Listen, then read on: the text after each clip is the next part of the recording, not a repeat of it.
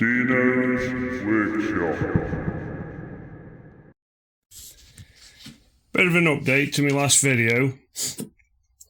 I was saying this here, it fit me me Hoover, me Shop Vac Pro.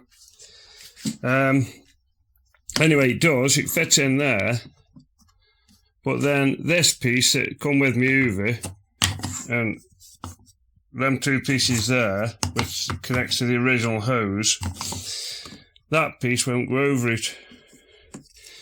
So what I've done, I've took that off my original hose, and then obviously using that piece and then connecting this new hose to that, and that fits okay. Now that's where they're all connected up, and that's a good connection, so that's all nice and tight.